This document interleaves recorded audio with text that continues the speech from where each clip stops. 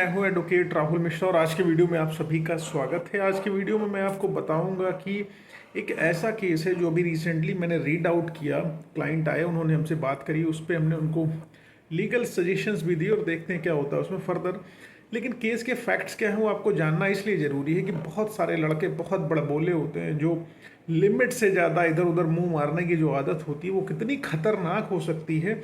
और मदद किसी महिला के क्रेडिबिलिटी पर आकर उसकी अननेसेसरी की अनयूजुअल मदद करने की कोशिश करना आपके लिए कितना डेंजरस हो सकता है, इसका अंदाज़ा आप इसी फैक्ट से लगा सकेंगे। लेकिन उससे पहले मेरी आपसे रिक्वेस्ट है कि अगर आप लोग चैनल पर नए हैं या पहली बार आ रहे हैं या अभी तक आप लोगों ने इसे सब्सक्राइब नहीं किया तो प्लीज़ सब्सक्राइब करना।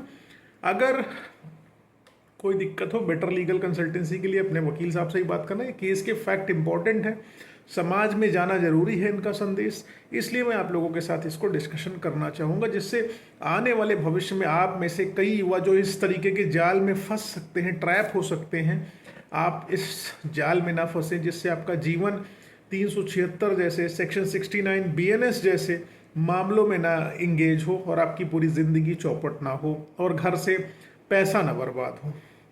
देखिए, सबसे इम्पोर्टेंट बात है कि एक लड़का एक लड़की, दोनों दोस्त होते हैं आपस में।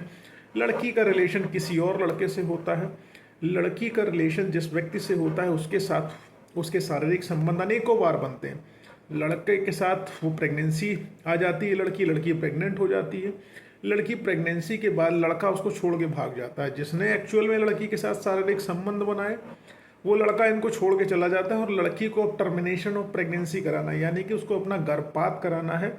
उस बच्चे को वो रखना नहीं चाहती है, उस बच्चे का टर्मिनेशन वो कराना चाहती है।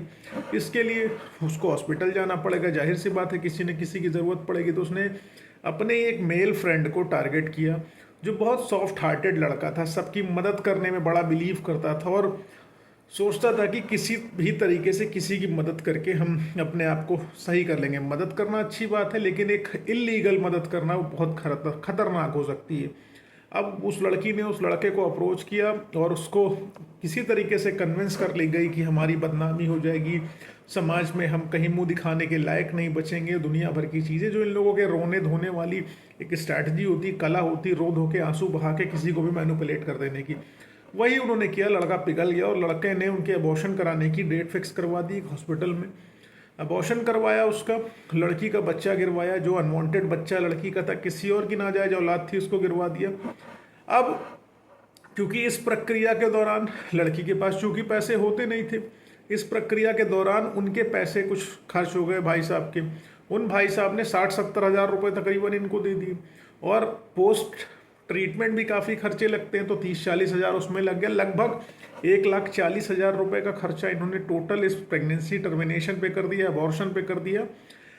अब कुछ समय बीत गया, 3 महीने 4 महीने बीत गए, इन्होंने उस पैसे की रिकवरी करनी चाहिए, डिमांड करी, तो लड़की ने इनको धमकाना शुरू कर दिया। कि पहले तो तुमने मेरे साथ शारीरिक संबंध बनाए। जी हाँ, एकदम फिल्मी स्टोरी की तरह हो रहा है। पहले तो तुमने मेरे साथ शारीरिक संबंध बनाए, अब तुम पैसे मांग रहे हो। एक तो तुमने मेरा बच्चा गिरा दिया, उसके बाद तुम मुझसे पैसे मांग रहे हो।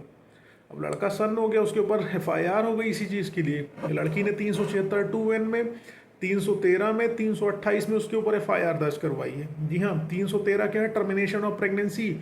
टर्मिनेशन ऑफ प्रेगनेंसी का लड़की के पास पुख्ता सबूत आ गया है। कैसे? क्योंकि ये इन्होंने उसके गार्जियनशिप वाला जो फॉर्म होता है ना, अस्पताल में डिस्चार्ज कराने के लिए सिग्नेचर होते हैं, एडमिट कराने के लिए सिग्नेचर होते हैं, भाई साहब गए थे मदद करने, साइन करके चले आए थे।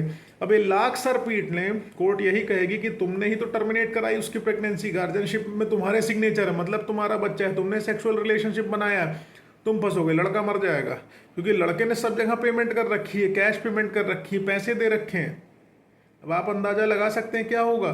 लड़के की लाइफ हेल, नरक जिंदगी पूरी की पूरी। तो 313 उसने लगाया, टर्मिनेशन ऑफ प्रेगनेंसी। 328 लगाया, वही घिसी पिटा राग कि मैं इनके कमरे पे गई तो इन्होंने कोल्ड ड्रिंक में कुछ मिला के मुझे पिला दिया, उसके बाद मैं सो के उठी, मैं नग्न अवस्था में थी। फिर मैंने इनसे पूछा कि तुमने मेरे साथ ऐसा क्यों किया। फिर इन्होंने कहा नहीं, मैं तुम्हें पत्नी मानता हूँ, तुम्हें पत्नी की तरह रखूंगा, मैं तुमसे शादी करूंगा। जो घिसी पिटी लाइनें FIR में आजकल लिखी जाती वही लिखी हुई। 328 भी लग गया, 313 भी लग गया, 376 2N भी लग गया, 323, 504, 506 तो गिफ्ट है, और 406 भी लगाया है कि इन्होंने हमारा पैसा रख लिया है। अब आप समझ सकते हैं कि इनकी मदद कितनी भारी हो गई। तो चूतियाफे वाला काम, बेवकूफ़ी वाला काम आपको करने की आवश्यकता नहीं है। आप अपनी प्रेजेंस ऑफ माइंड लगाइए। किसी लड़की की इस तरीके की मदद करने से आपके ऊपर जब रेप के एलिगेशन लग जा रहे हैं, आपके ऊपर बलात्कार जैसे एलिगेशन लग जा रहे हैं, तो आपको मदद करने की आवश्यकता क्या है? ऐसी मदद जिस लड़के ने उसके साथ इस तरीके का कोई संबंध बनाया, उस लड़के के खिलाफ वो नहीं कर सकी, क्योंकि वो लड़का तेज तर्रार था, दबंग था। ये सीधा लड़का था, सॉफ्ट हार्टेड लड़का था, ये फंस गया।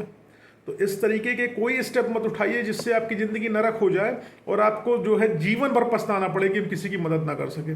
मदद वहाँ करिए जहाँ मदद की जा सकती है। अब किसी की प्रेगनेंसी टर्मिनेट कराने में उसकी हेल्प करोगे तो पक्का तो तुम जेल जाओगे ही जाओगे ना। इसलिए ऐसा कोई स्टेप ना कराओ। उम्मीद है इस वीडियो से कुछ ना कुछ आपको हेल्प मिलेगी, अलर्ट हो जाओगे कि ऐसा कुछ भविष्य में नहीं करोगे। किसी भी प्रकार की समस्या हो तो आप बिल्कुल संपर्क करना, नंबर डिस्क्रिप्शन में है, लेकिन डायरेक्ट कॉल ना करना। बहुत सारे कॉल आते हैं। मैं लोगों की हेल्प करना चाहता हूँ, जितनी ज़्यादा से ज़्यादा अवेयरनेस फैलाना चाहता हूँ वो मैं चाहता हूँ। उसके लिए नंबर व्हाट्सएप पे है, आप संपर्क कर सकते हैं, लेकिन एक तरीके से। Thank you so much. जय हिंद, जय भारत। फेसबुक, इंस्टाग्राम, ट्विटर पर नहीं जुड़ो तो वहाँ जुड़ो, लिंक आपको डिस्क्रिप्शन में मिलने वाला है। जय हिंद, जय भारत, धन्यवाद। भारत माता की जय।